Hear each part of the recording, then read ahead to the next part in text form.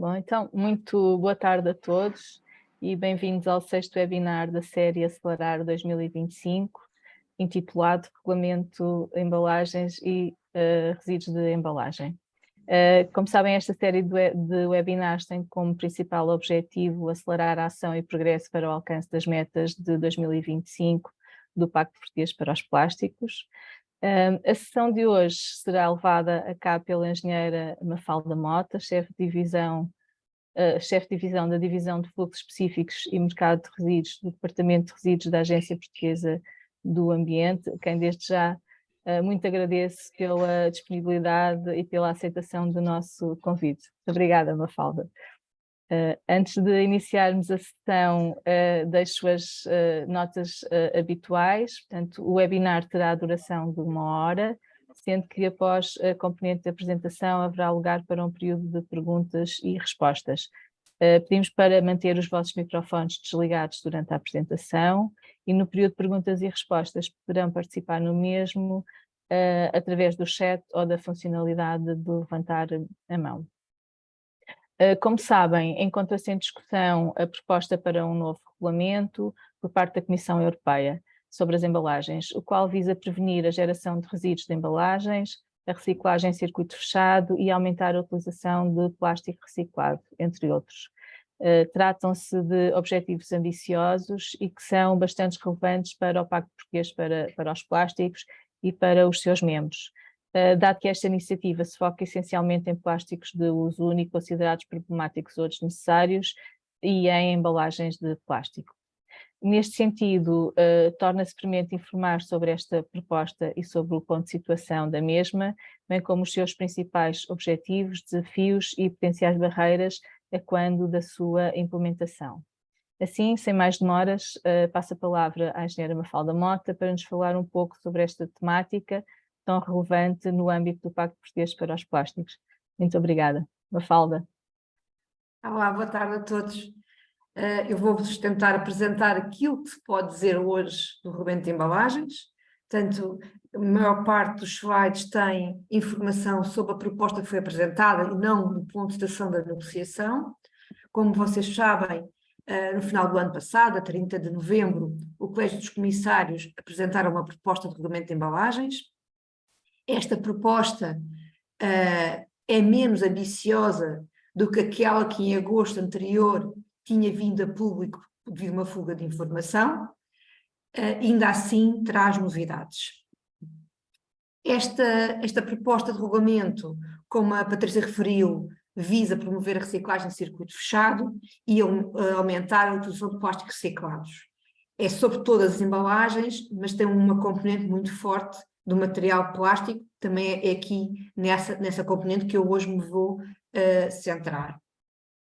Ela fixa metas de redução de resíduos relativamente ao resíduo gerado, coisa que não havia, portanto esta é a grande novidade, 5% em 2030, 10% em 2035 e 15% em 2040.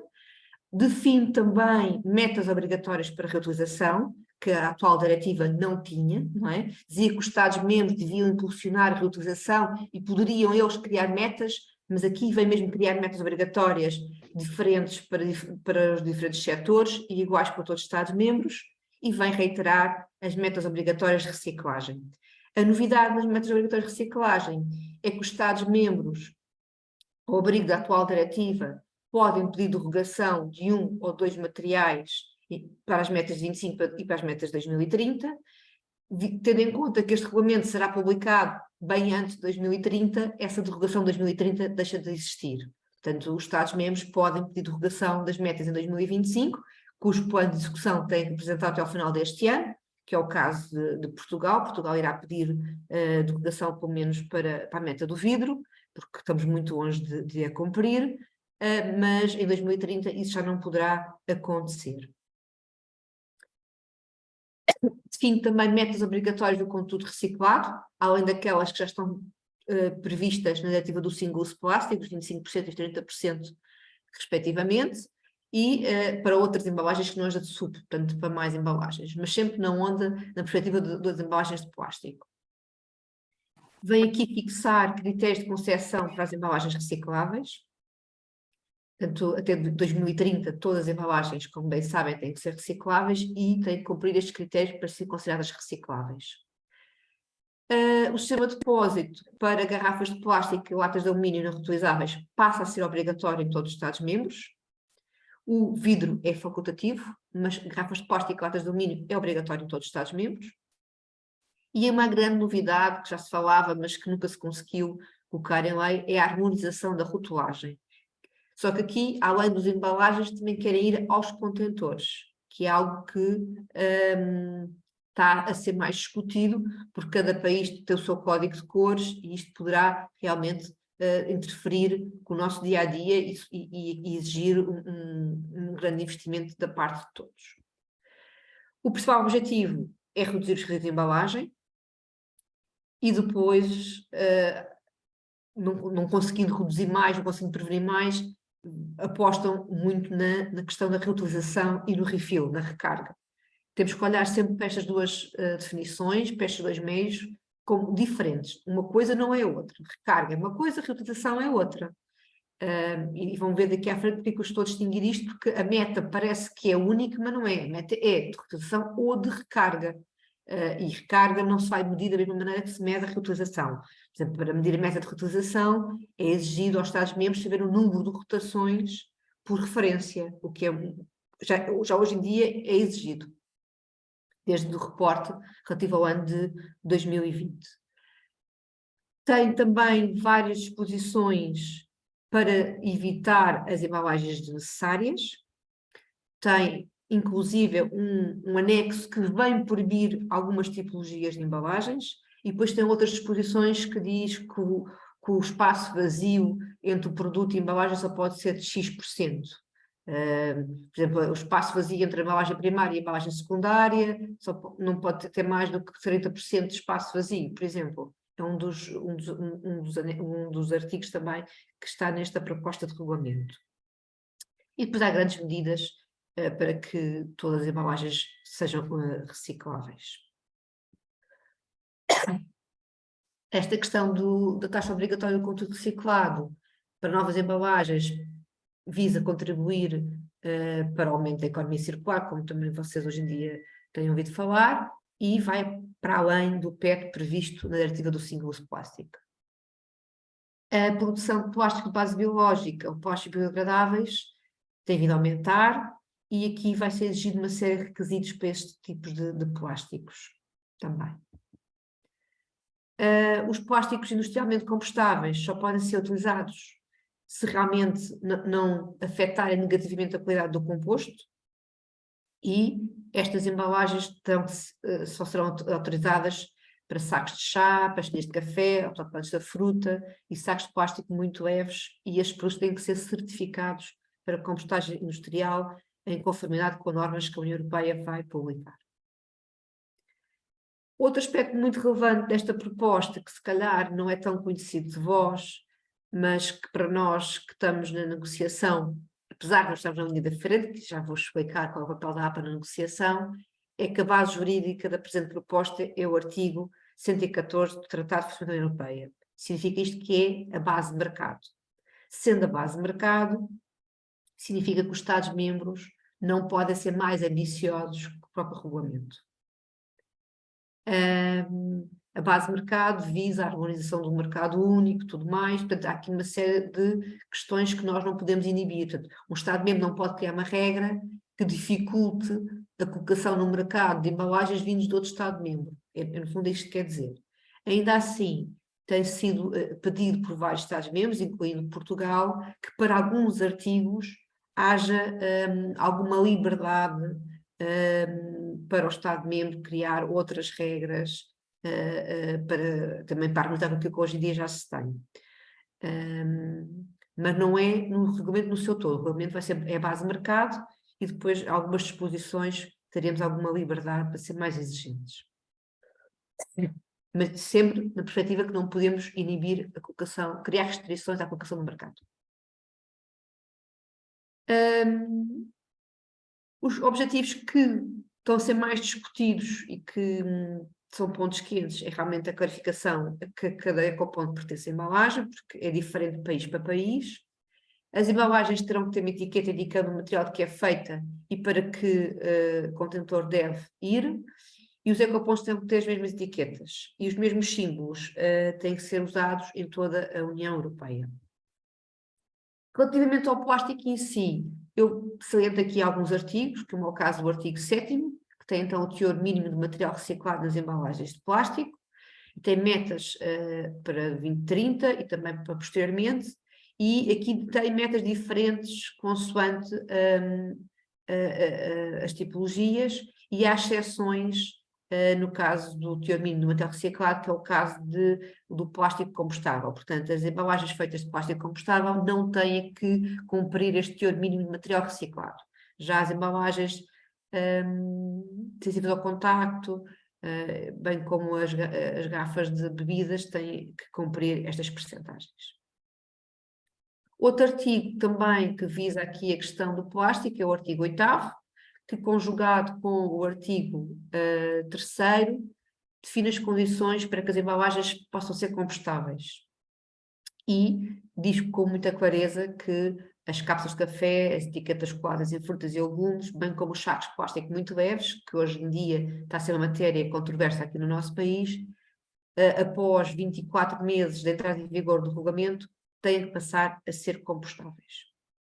Portanto, hoje em dia nós tínhamos aquela lei 77, tínhamos e temos que a lei 77 está em vigor, digam o que disserem, a lei está em vigor, que proibia, no fundo, os sacos de plástico muito leves para pão, fruta e legumes. No fundo, mesmo que Portugal vai ter que rever toda a sua legislação quando o regulamento entrar em vigor, mas após 24 meses, que são 2 anos, eles não são proibidos, mas têm que ser compostáveis.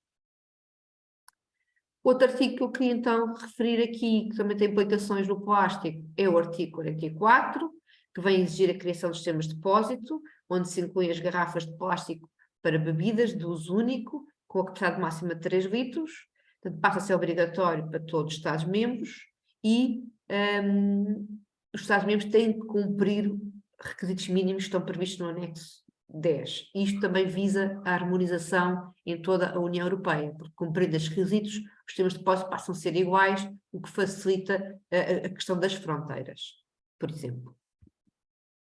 O artigo 22, em que Portugal começou por colocar alguma reserva, mas que depois não havia como, porque nós já temos isto previsto na nossa legislação e vai ao encontro do que aqui se discute dentro do âmbito do Pacto Português do Plástico. Há aqui uma proibição de colocação no mercado de determinadas embalagens nos formatos enumerados no anexo 5. O anexo 5 tem 5 entradas, esta era a proposta. Eu mostro-vos aqui 3, mas elas são 5, sendo que ao longo da negociação estas 5 já cresceram.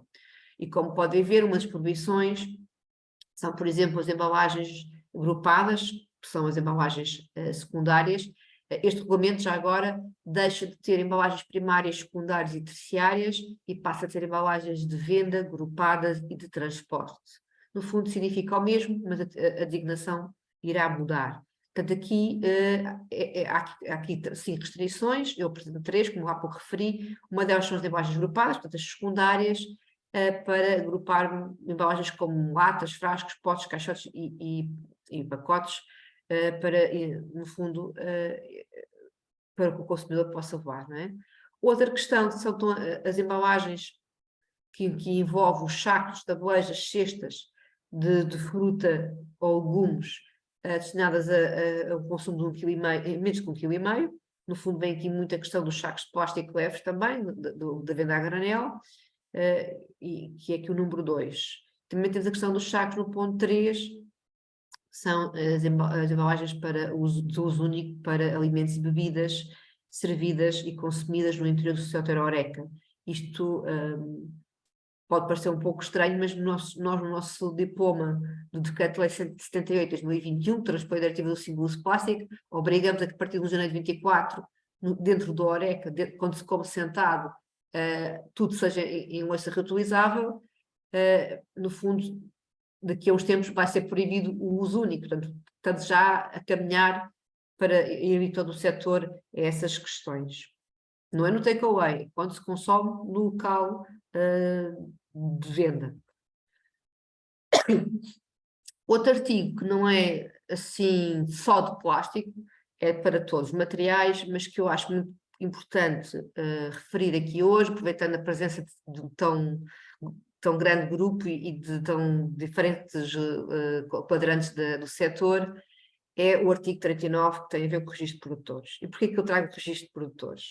Porque nós, quando colocamos o registro de produtores para todos os fluxos, foi tudo muito difícil, porque todos vós, ou grande parte de vós, tinham críticas, que nós estávamos sempre exigentes, não entendiam o porquê, sendo que nós precisamos desta informação para fazer o reporte comunitário e indicar o desempenho de Portugal à União Europeia. E, ultimamente, até tivemos um grupo de entidades que conseguiram forçar que, através do Decreto-Lei 11 de 2023, há alguns artigos, algumas disposições, desculpem, do artigo 20 tivesse sido revogado, porque não queria o representante autorizado. E essa revogação está-nos a ser muito cara, porque não estamos a transpor o direito comunitário como deve ser, devido a várias diretivas, porque o representante autorizado existe na Diretiva Quadro de Resíduos, e está em várias diretivas de fluxos, como a das pilhas, como dos eletrónicos, como a obrigatória para a pesca, para o tabaco, etc. E temos que repor essas disposições que foram eliminadas no âmbito do Simplex por um grupo de entidades que fizeram, não tenho outra palavra, fizeram um lobby. E vejam que o regulamento de embalagens também vem dizer exatamente isso. As obrigações estabelecidas podem ser cumpridas em nome do produtor por um representante. Este representante aqui é o representante autorizado para efeitos da responsabilidade delegada do produtor. Portanto, é muito importante que aquele diploma seja reposto como estava antes de 2023, porque o regulamento também vem trazer essa informação. Portanto, a DQR já nos dava as indicações que isto era genérico para todos os fluxos com RAP, e agora o regulamento vem reforçar para a questão das embalagens. Efetivamente, na diretiva de 94, que é bastante antiga, como bem sabem, não havia esta figura. Ela aparece, então, na diretiva quadro de 2018, nós antecipamos no UNILEX em 2018 logo, mas sabíamos que a DQR já ia dizer isso. Portanto, não estamos nada fora da questão, e a representatividade é algo que tem que existir. E vejam que vamos ter que mudar o nosso registro, inclusive, porque este anexo vem ao regulamento, do regulamento, diz mesmo que quer o produtor, quer o seu mandatário, que o mandatário significa representante autorizado, que realmente aqui nesta proposta às vezes usa-se um termo, uma vez usa-se outro, esperemos que até ao final seja harmonizado. É preciso incluir informação como o nome e nomes de marcas. E para quem é produtor do produto, há de se recordar que para alguns fluxos, como a casos eletrónicos e as pilhas, nós exigimos a marca já hoje em dia, mas para as embalagens não é essa exigência. Mas, pelos vistos, este regulamento vai a esse encontro. Depois, então, temos o número de telefone, etc. E isso já está previsto. Além disso, é preciso indicar o Código de Identificação Nacional do Produtor, que nós temos, que é o NIF, e depois, então, a quantidade em peso dos tipos de embalagens previstas no anexo 2. E aqui, os tipos de embalagens previstos no anexo 2 é que não está concordante com a nossa desagregação de informação que hoje em dia nós temos. Nós temos embalagens primárias, secundárias, terciárias, sacos de caixa, depois temos os materiais, temos, no caso dos sacos de plástico, temos a espessura da parede, mas aqui o anexo 2 que requer outra informação, portanto vamos ter que adaptar o nosso registro de produtores também para cumprir este anexo 2. A nível da negociação, a Suécia, que foi a primeira presidência no âmbito de negociação, dividiu o regulamento em clusters, e esses clusters são discutidos em várias reuniões, mas não por uma ordem sequencial. Podem, por exemplo, agora os próximos... Aliás, os que estão a ser discutidos na reunião de hoje, que hoje está a VWPE, está a ser o cluster 3, o cluster 1 e o cluster 7. E é já uma terceira leitura, porque primeiro a Suécia fez 2 leituras, fez o seu documento para apresentar as propostas de alteração e passou a pasta à Espanha, e Espanha está agora a começar as reuniões. Portanto, estes clusters, que são 11, dividem-se como aqui apresento. Temos critérios de sustentabilidade, onde tem a parte do conteúdo reciclado, a questão dos combustáveis e de todas as definições que são importantes para o demais articulado.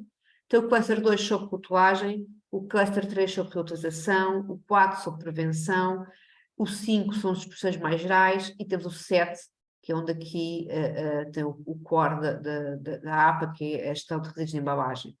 A contratação pública verde está no 7, e depois a obrigações dos operadores no 8º, e depois a conformidade, procedimento de salvaguarda e pedidos finais, que são algo mais genérico, são os últimos 3 clusters. Como eu referi, a presidência da Suécia fez 2 leituras, apresentou propostas de alteração. Essas alterações, como por exemplo naquele anexo que eu vos disse que havia 5 entradas de restrições, elas foram aumentadas. Outras agregações nas metas de reutilização com os quais Portugal discordou, por exemplo, e agora estamos então a pegar na proposta de ação da Suécia, e a Espanha está a fazer uma contraproposta, e estamos a iniciar aqui um novo ciclo de negociações com Espanha na presidência. O objetivo é que no final do ano vá ao Conselho e ao Parlamento. Vamos ver se esse calendário é mantido ou se passará para a presidência seguinte. É muito importante que vocês mantenham em mente que esta legislação que agora se está a negociar, ela tem impactos, mas tem que estar harmonizada com outras legislações, como é o caso da Diretiva Quadro de Resíduos, tem os princípios base de responsabilidade do produtor, como é o caso do Plano de Ação para a Economia Circular, como é o caso da Diretiva dos Plásticos de Sessão Única, que inclusive no âmbito deste regulamento querem fazer alterações a esta diretiva, quer ainda com outro pacto jurídico que abrange só as embalagens de plástico, que tem a ver com os recursos próprios, em que nós, Portugal e todos os Estados-membros, mesmo que se cumpra a meta de reciclagem das embalagens de plástico, temos que pagar 80 cêntimos por quilo que não se recicla. Isto dá mais ou menos todos os anos cerca de 200 milhões de euros que Portugal paga à União Europeia, só para vocês terem essa noção. Também é algo muito importante, porque neste momento, como não está previsto nenhuma taxa para ser face a este recurso próprio, está a sair do Orçamento de Estado, portanto está a sair dos impostos de cada cidadão. Face a estas medidas que ainda estão em negociação, que têm muito a ver com o cumprimento de metas, com o reciclado e administração de embalagens supérfluas, temos um trabalho muito árduo ainda pela frente e contamos com todos vós, com os vossos contributos. Como bem sabem, a APA criou um grupo de trabalho informal para tentar reunir contributos, para depois nós fazermos chegar os mesmos à nossa Secretaria-Geral, Secretaria-Geral do Ambiente. A Secretaria-Geral faz chegar essa opinião ao Ministério dos Negócios Estrangeiros, que une a nossa opinião à opinião da economia, da agricultura, quando é o caso, por exemplo, da segurança alimentar, e depois então o MNE informa a nossa representante permanente, que é ela que está presente nas reuniões. Isto para vos dizer também que nem sempre a posição de Portugal é aquilo que a APA indica, porque depois tem que haver uma negociação aqui entre os vários ministérios que estão intervenientes em cada um dos clusters. E pronto, é isto que eu tinha para dizer. Agora estou disponível para eventuais questões, sendo que pode haver algumas que eu não posso responder. Muito obrigada, Mafalda. Então vamos começar. Temos aqui já a Cristina Câmara. Cristina, obrigada. Obrigada, boa tarde a todos e obrigada, Mafalda, pela excelente apresentação. Como foi falado aqui da posição de Portugal e que obviamente tem que atender aqui outras preocupações de diferentes ministérios, queria saber se nos pode dar um bocadinho aqui alguma nota sobre aquilo que está a ser a posição agora de Portugal sobre estas alterações que estão a ser introduzidas, algumas pela presidência sueca, agora entretanto entrou a presidência espanhola, e se era possível também dar só aqui alguma expectativa em termos de calendário e de fecho dos trabalhos da negociação. Sabemos que é tudo muito imprevisível, mas se há alguma expectativa de acabar no primeiro semestre de 2024 ou não? Obrigada.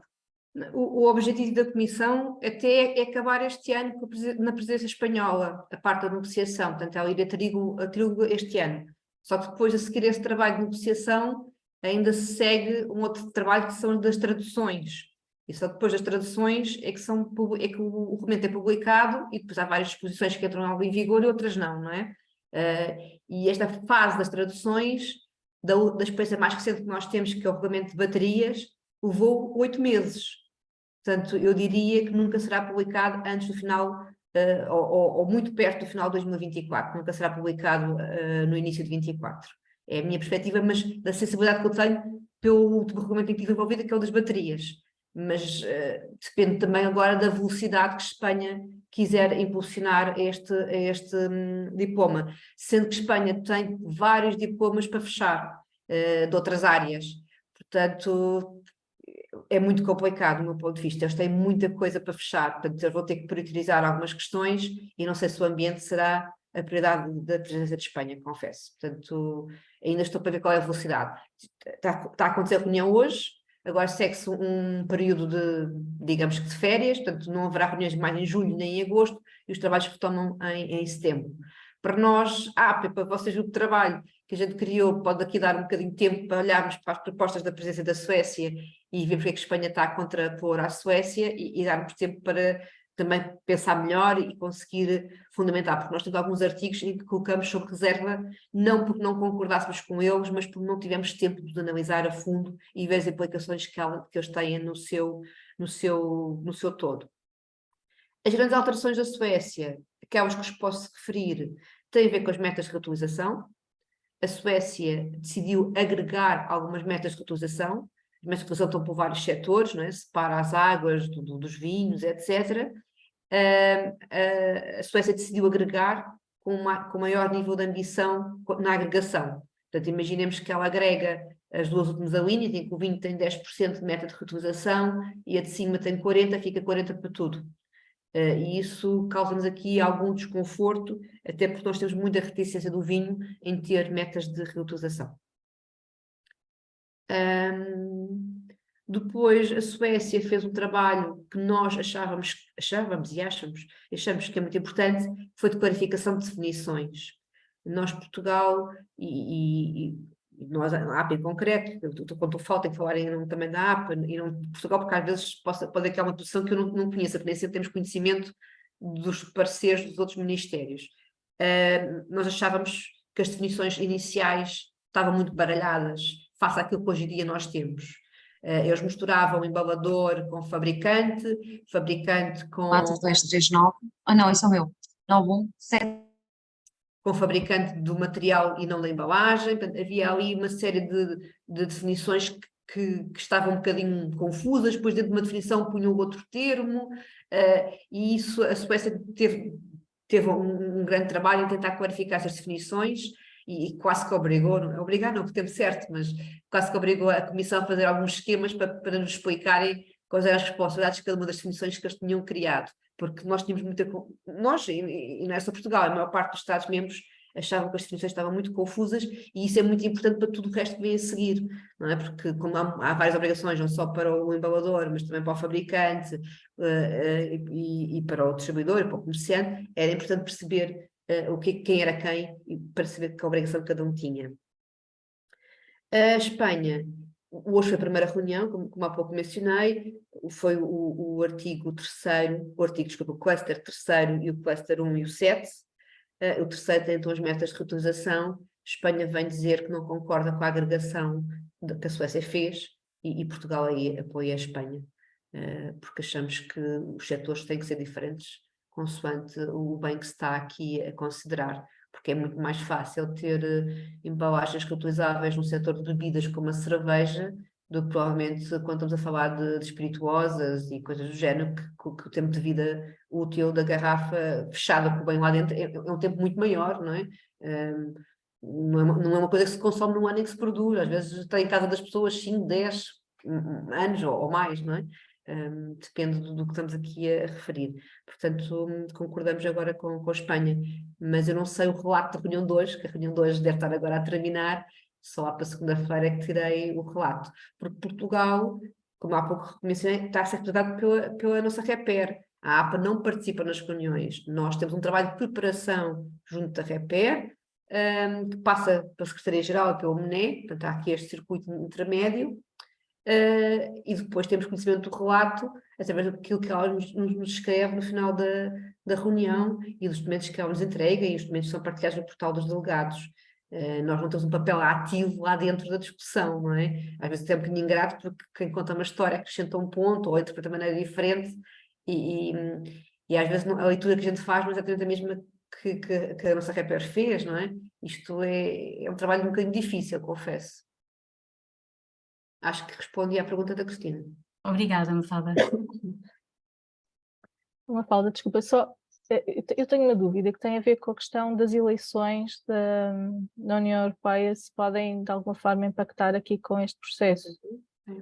Sim.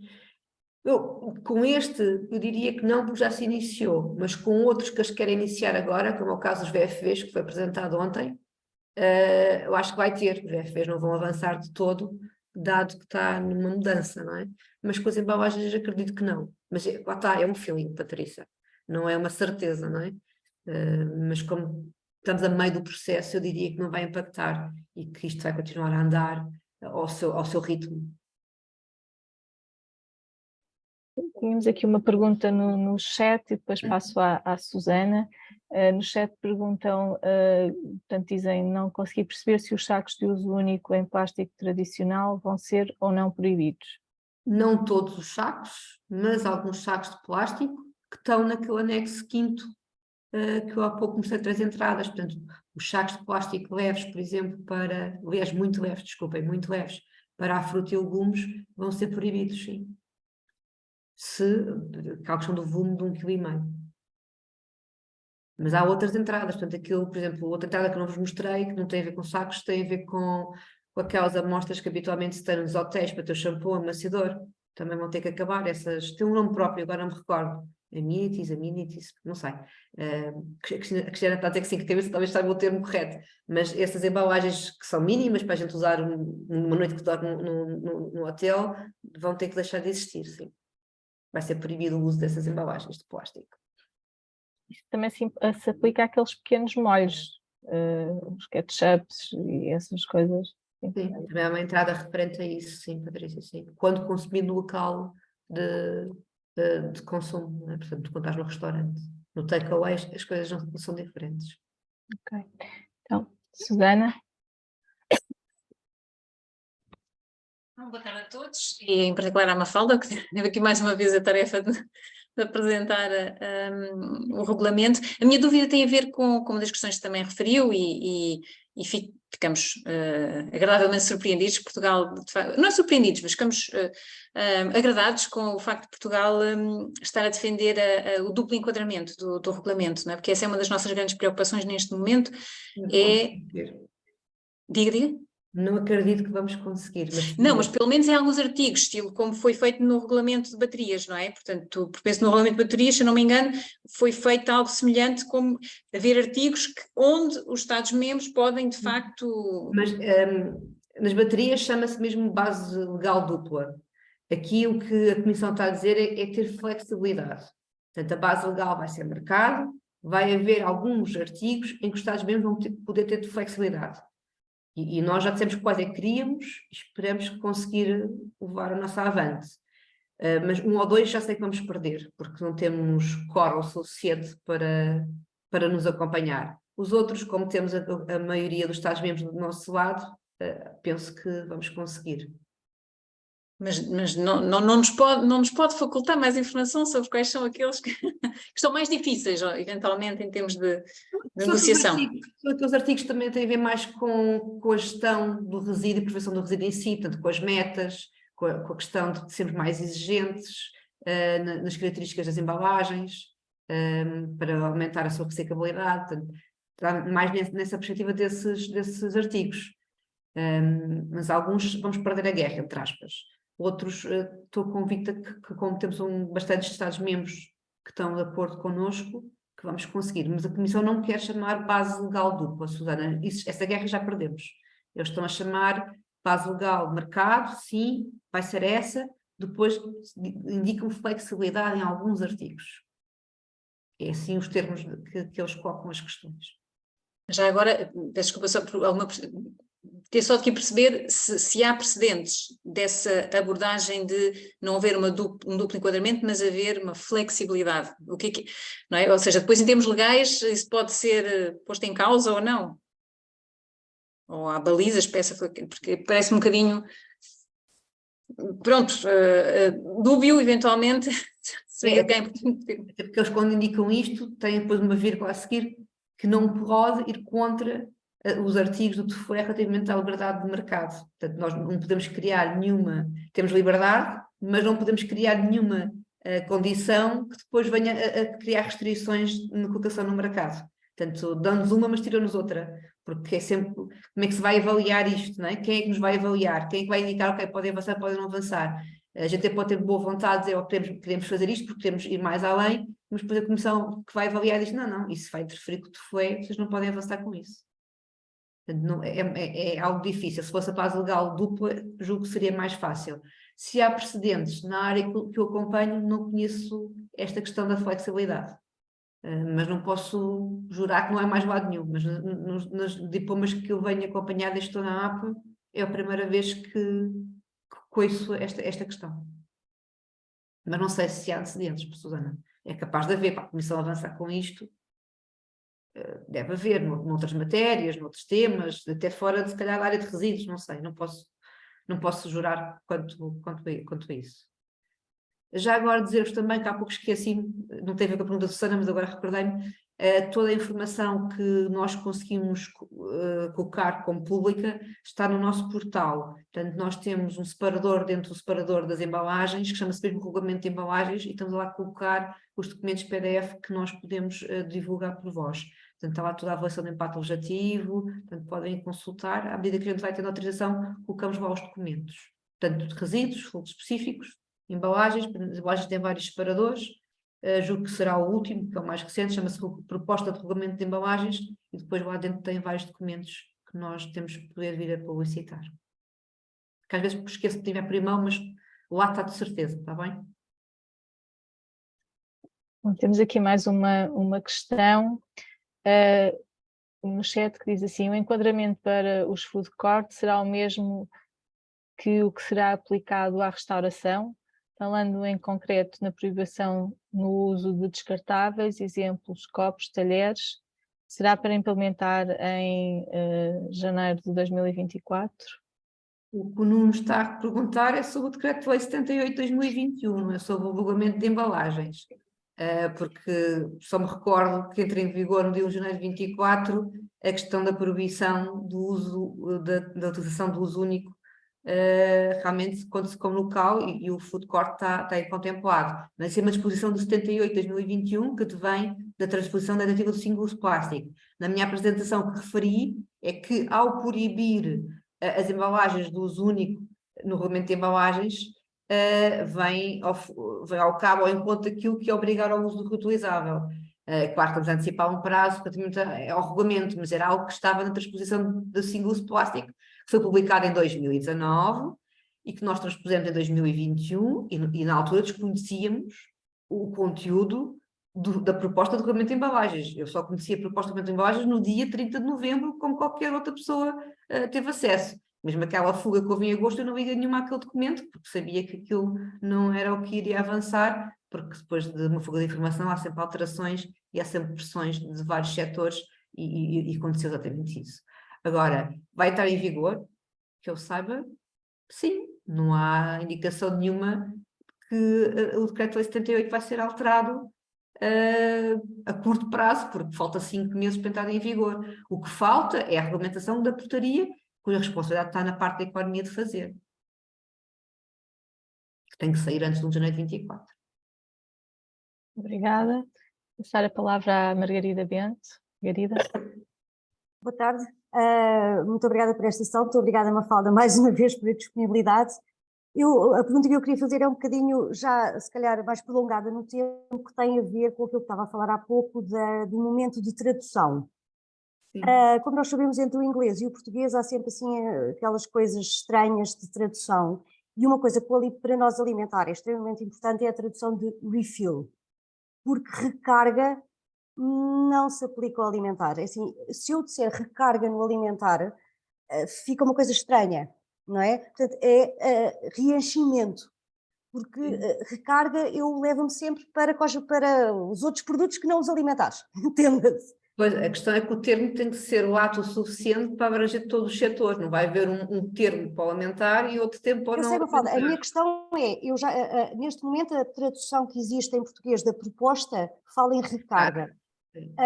Mas para o alimentar custa-nos muito esse termo, porque para nós isto, aquilo leva sempre para os shampoos e afins.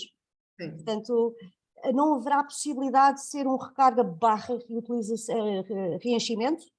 Margarida, é muito cedo. Não, tudo bem, sim, queria só saber também a vossa abertura para isso, porque eu sei que os serviços de tradução da Comissão são um caos. O que nós sabemos é que as traduções das propostas nem sempre são as traduções do que se negocia, mesmo em termos de termos, há palavras que são traduzidas de outra maneira, e temos de estar muito atentos. E a experiência com o corrimento de baterias é que veio a nós 3 vezes a tradução em português. Pronto, é isso. E por essa agilidade, por essa experiência e pela dificuldade que depois é convencer os serviços de tradução da Comissão que aquilo não é bem assim em português, apesar deles acharem que é, daí eu também estar um bocadinho a antecipar, por isso é que eu disse que isto era um bocadinho mais para a frente, mas é um bocadinho a antecipação daquilo que saber o vosso feeling relativamente a esta tradução. Nós fizemos nas baterias, para algumas questões que nós tínhamos dúvidas como se havia de traduzir, pedimos opinião ao setor. Sim, mas aqui não há um setor, não é? Aqui são todos. E se for falar, sei lá, com o setor dos cosméticos, eles vão dizer assim, pode ser recarga. Nós alimentar vamos dizer, preferimos reenchimento, mas está bem. Mas pronto, era só para perceber a vossa sensibilidade. Vou tomar boa nota do que a Margarida está a dizer, vou tentar passar isso à nossa representante permanente e ver se o que é que, no lugar da discussão, é que conseguimos pôr ali uma barra, porque temos que pôr 2 termos em inglês para conseguir depois que na tradução seja um O, né? Ou uma barra, a dizer que são as duas termos. Porque o refill, a gente percebe tudo o que é refill, e refill dá para tudo, não é? Não é, ultimamente, Portugal não gosta de ter estrangeirismos nos Não, mas eu não quero refill, eu queria mesmo recarga barra reenchimento. Às vezes é mais fácil manter o termo em inglês na lei do que tentar traduzir. Eu diria que por nós perfeito, porque nós podemos perfeitamente aceitar. Como é que a Margarida traduz o takeaway, por exemplo? Pois não, exato. Deixa lá estar o takeaway, que é para a gente saber do que é que está a falar, que às vezes as traduções ainda são. Ou drive-in, ou como é que se traduz tudo isso, não é? Portanto, às vezes é preferível. Sim, eu também não sou grande adepta de estrangeirismos, mas concordo que às vezes mais vale mantê-los. Até porque nós, Portugal, o nosso português, a nossa língua é muito rica. E temos palavras para a mesma coisa, diferentes. Enquanto que o inglês é muito mais, não é? Exatamente. Daí esta questão entre a recarga e o reenchimento. Eles têm uma palavra que dá para tudo. Temos a dificuldade que quem está nos serviços de tradução da Comissão não são portugueses de Portugal, são brasileiros em regra.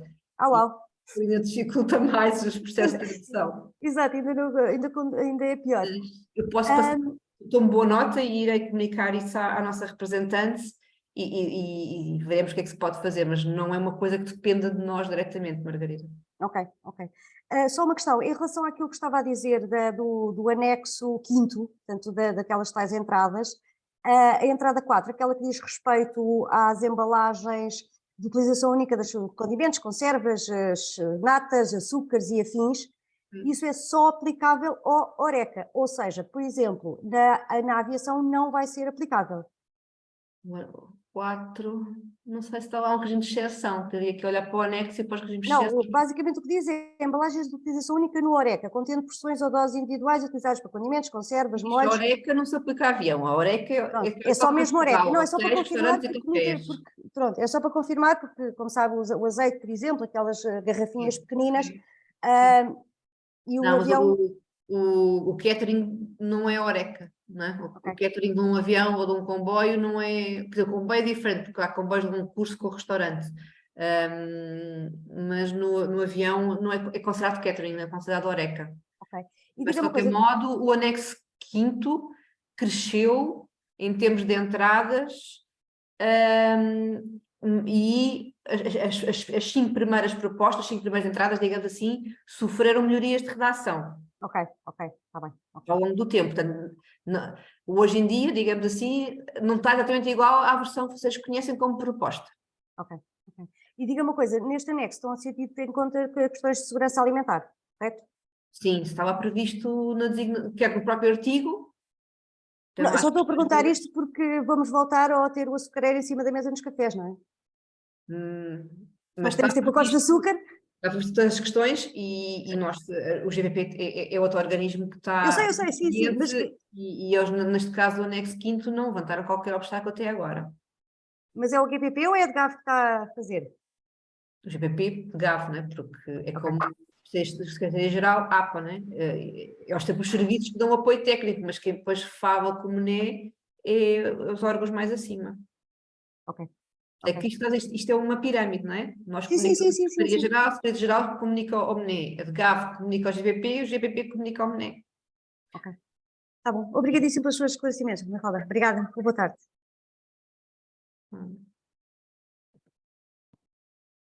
Alguma? Está tudo com um ar muito assustado, Patrícia. Olhar para as imagens de quem tem a câmera ligada e todos com um ar muito assustado. Eu não queria de todo deixar-vos alarmados. Mas Bom, a Comissão está cada vez mais exigente nas várias documentos que produz, está, por exemplo, já passei os olhos para os VFVs e também já me assustei um bocadinho. Mas pronto, isto temos que ir tentando negociar, fazer o nosso melhor e esperar que o resultado final seja bom para todos os lados, no equilíbrio, não é? Porque nunca se consegue agradar gregos e troianos. Eu não sei se há alguém inscrito, posso, já que interrompi, posso... Podes, Cristina, podes. Mafalda, sobre o tema portanto, das proibições ou das restrições a algum tipo de embalagens e sobre o tema das grupagens, já existe uma clarificação do que é cláusula de exceção, portanto, porque nesse ponto do anexo há excluindo grupagens para fins de facilitar o armazenamento e distribuição, qualquer coisa assim, não garanto que as palavras sejam exatamente estas.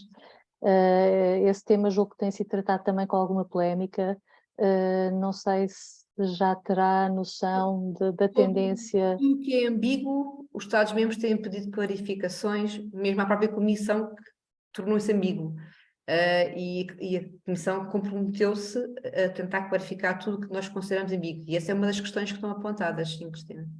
Porque essa é uma das questões que eliminar esse tipo de embalagem provavelmente não, vai aumentar a quantidade total de embalagem quando temos em conta o terceiro nível, não é? Portanto, a embalagem de transporte. Sim. Mas está identificado, Cristina, que é uma melhoria que se tem que fazer. E também estão previstos no artigo que habilita o anexo que a Comissão venha a fazer atos delegados, quer seja para aumentar a lista, quer seja para clarificar o que está na lista. Portanto, isto não se fica pelo regulamento, o regulamento depois vai ter várias peças soltas, digamos assim, não é? Okay. Atos de execução, vão sair várias decisões, vão sair outros regulamentos, é um bocadinho parecido com a SUP, não é? A SUP, como vocês se recordam, tinha N, e nem sequer foram todos publicados ainda.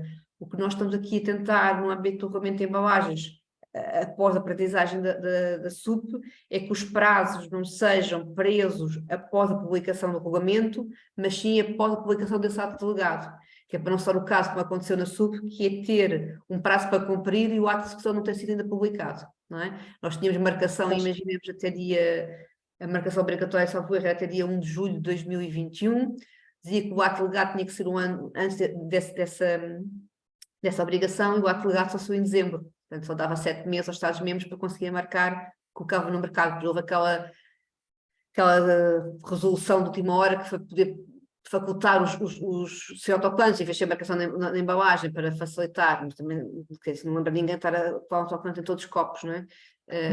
Mas para evitar essas situações ou outras mais gravosas que ainda acontecem, que é a não publicação atempadamente, nós estamos a tentar defender que em todos os artigos em que falam em atos delegados, atos de execução, que se tem um prazo preso a essa questão, não seja após publicação do regulamento das embalagens, mas tenha a ver com a publicação desse próprio ato. Porque não é justo, não é? Que o ato saia atrasado e que o Estado mesmo tenha que cumprir, apesar dos atrasos da Comissão. Claro.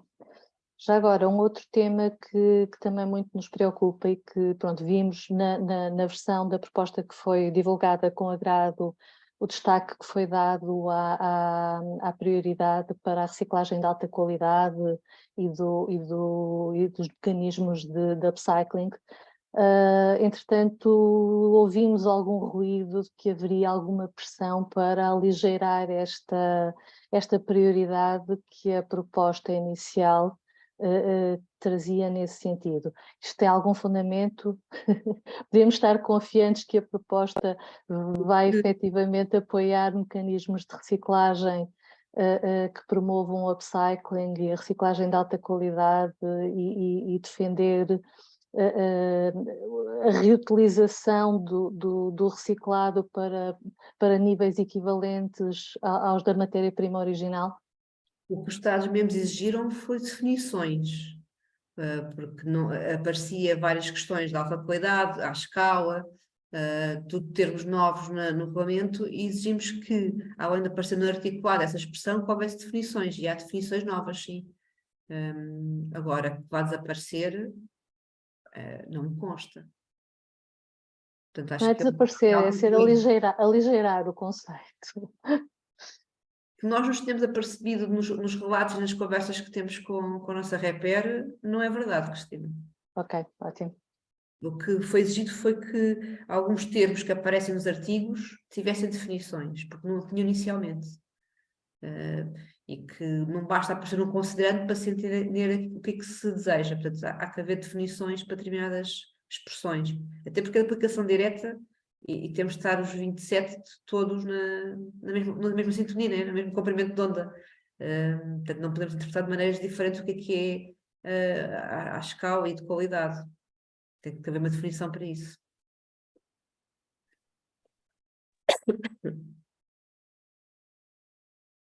Bom, eu tenho aqui duas questões também, já agora se me permitem.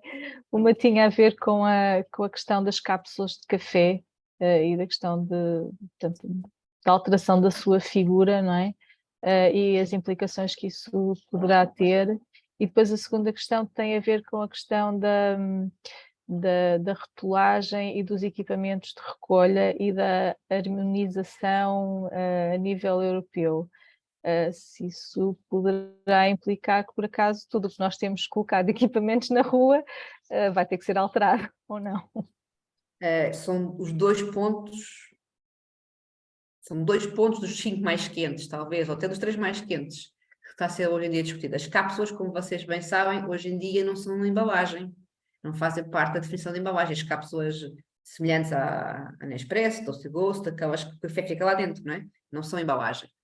Se forem ao anexo do nosso Unilex ou da Ativa Embalagens, tem lá um quadrinho que diz o que é embalagem e o que não é embalagem, e as cápsulas onde a borra fica dentro não é uma embalagem. E de algum modo quis aqui colocar dentro deste diploma cápsulas de café, obrigando a que todas fossem compostáveis. Isso fazia com que as cápsulas de alumínio não pudessem ser colocadas no mercado. E então gerou logo aí uma grande controvérsia. As coisas foram sendo faladas e evoluiu-se que não se pode proibir as cápsulas de alumínio, mas se houver cápsula de alumínio tem que ter uma recolha seletiva obrigatória. E foi isto que foi evoluindo durante a presença da Suécia. Espanha, efetivamente, nunca ficou agradada com a posição da Suécia enquanto Estado-membro, e é claro que agora na sua presidência propôs eliminar as cápsulas dentro do regulamento. Mas como isto é uma proposta da Comissão, não sei se vai ter força para isso. Quanto à questão dos contentores, Patrícia, é mesmo uma pergunta difícil, porque nós não queremos de todo isso, né? Porque é aquilo que há pouco dia é um investimento muito grande que se teria que fazer. Portanto, estamos a tentar que a harmonização passe por outra questão, que é a informação ser a mesma, mesmo que o contentor tenha uma cor diferente. Agora, se vamos conseguir levar esta nossa avante até ao fim, só o tempo dirá. Mas é um tema que muitos Estados-membros colocam, porque realmente é um investimento muito grande. Enquanto na embalagem tu podes mudar o rótulo com alguma facilidade, tendo algum custo, não é? Mudar todos os contentores, e mais do que isso, o que nós temos dito mesmo, é uma questão de mudança de comportamento. Como é que, imagina, não sei, eu estou a falar ao calhas, imagina que a cor do embalão passava a ser azul. Como é que tu explicavas isso ao cidadão? Que há 30 anos coloca o papel e cartão no azul, agora tinha que pôr as embalagens. Todos estes nossos comportamentos são caros e difíceis, não é? Portanto, os Estados-membros estão muito reticentes a esta questão da harmonização de cores de contentores em todos os Estados-membros. Não estamos contra a harmonização de informação, mas não queríamos que essa harmonização de informação causasse esta disrupção dos contentores. Mas é um dos temas mais quentes, sem dúvida. Mas a APA tem tido esta postura. A nível de Portugal não é muito diferente a posição da APA, portanto queremos ver se até ao fim conseguimos, porque não somos o único Estado mesmo que defende isto, atenção, somos bastantes. Vamos ver o que é que resulta daí, porque mudar os contentores é de doidos, não é? Porque quase não há 3 países iguais, não é? Quanto mais... Enfim, é muito complicado e são muitos anos já de história. E seria mudar os contentores e toda a comunicação. Sim. E o comportamento depois. Sim. Quanto tempo é que era necessário para mudar os comportamentos? Não é? Era mais rápido mudar os contentores, apesar do investimento. Eu não sou de psicologia, nem nada da área comportamental, mas acredito que seja mais fácil mudar os contentores, apesar do elevado investimento, do que mudar um comportamento. Em termos de prazo, em termos de tempo necessário. Não é? Porque nós, portugueses, que somos muito... Não gostamos da mudança, não é? Não, somos muito... Não sei qual é o termo a dizer, mas gostamos muito das coisas iguais, não é? Eu sempre fiz assim, porque é que eu tenho que fazer de maneira diferente? Portanto, acho que é uma das nossas grandes preocupações. Obrigada. Margarida. Queria só clarificar uma coisa relativamente a uma coisa que a Mafalda disse, que é da aplicação, da interligação entre datas e atos delegados. Sim. Aquilo que disse, são mais países da União Europeia que estão a apoiar, ou seja, que dizem que devem depender dos atos delegados e não da entrada em vigor. É que isso faz todo o sentido, como é óbvio, não faz sentido o contrário sequer. Eu estou muito, muito contente porque fomos o primeiro Estado-membro a dizer. Nós ficamos muito agradados, mas atrás de nós veio assim uma série deles, mais de metade. Porque, então, quando a nossa repórter falou do exemplo da SUP, toda a gente se lembrou do que tinha passado da SUP e então ficaram todos a concordar connosco. Não, é que isso faz todo o sentido. Sim. O que não está lá é que não faz sentido, não é? Sim. Mas temos conseguido já alterações em vários artigos nesse sentido, em que o prazo fique preso na publicação do ato de execução e não na publicação do regulamento em si. Claro, não, que é o que faz sentido, porque senão depois andamos aqui no limbo, não é? Ou preso na publicação do regulamento, ou mesmo com um prazo dito, como a SUP dizia, eu não sei se recordam, a SUP dizia que se tinha que marcar os copos, os toalhetes, por aí fora, a 1 de julho de 2021, com aquele símbolozinho de contém plástico, não é? Dizia que era 1 de julho de 21, e que um ano antes a Comissão publicava o ato delegado, o que não aconteceu, foi 7 meses. Então o que nós estamos a ter, em vez de este prazo fixado no próprio regulamento, fique pendente 6 meses após a publicação do ato delegado, um ano depois da publicação do ato delegado. Portanto, estamos a tentar isso artigo a artigo, e os Estados-membros estão a alinhar connosco, porque dando o exemplo da SUP ficou tudo muito mais claro e ninguém quer que aconteça o que aconteceu. Pois, porque ainda por cima são muitos os atos delegados e os atos de execução que estão neste regulamento, não é? Portanto, se fosse só 1 ou 2 era uma coisa, mas há muita coisa dependente de saírem os atos delegados e os de execução. Ok, perfeito. Muito obrigada por terem levantado esse tema. Não, nós já regulamento gato escaldado, água fria tem medo. Isso é uma aprendizagem e nas baterias já defendemos isso, já não fomos a tempo para todos os artigos, porque já foi durante a negociação que a SUP foi a aprendizagem, não é? Mas as embalagens a gente disse isso logo na primeira reunião. E os Estados-membros, quando perceberam o que aconteceu com a SUP, porque às vezes o que acontece é que as pessoas que lá estão não são as mesmas, não é? Portanto, aqueles Estados-membros cujos representantes tinham estado também na discussão da SUP, lembraram-se e concordaram logo connosco. Eu acredito que aqueles que não tomaram posição, porque ninguém discordou, foi não tomar posição de todo, foi porque a pessoa representante não era a mesma do outro documento. Que acontece, não é? Os dossiês não são sempre as mesmas pessoas que acompanham. Nós, nesse caso, temos alguma sorte que a nossa representante tem tudo o que é resíduos, portanto, acaba por também ter uma visão mais abrangente de tudo aquilo que é implicativo aos resíduos e não só determinado. Ok, obrigadinho, obrigada, Mafalda, obrigadíssimo. Eu não sei se há mais questões, já passamos aqui uns minutinhos, mas se alguém tiver mais alguma questão, julgo que ainda poderíamos colocar. Há pouco vi que no bate-papo da apresentação eu depois envio e vocês partilham, Patrícia, não há problema nenhum. Sim, nós vamos partilhar, portanto, a gravação do webinar, como eu disse, na página de YouTube da Smart Waste Portugal, e depois na nossa newsletter também partilharemos a apresentação que a Mafalda fez. Bom, então, pronto, não havendo mais questões, só informar que durante o período de férias não serão realizados webinars, voltando a esta iniciativa em setembro de 2023. E também dizer que caso tenham alguma sugestão de temas que queiram ver discutidos nesta série de webinars, que não hesitem em contactar-nos e enviarem-nos as vossas sugestões.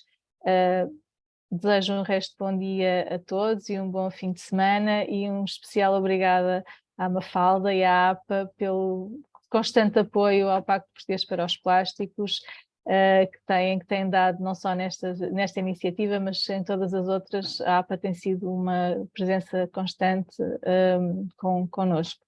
Muito obrigada. E agradeço a todos a vossa presença.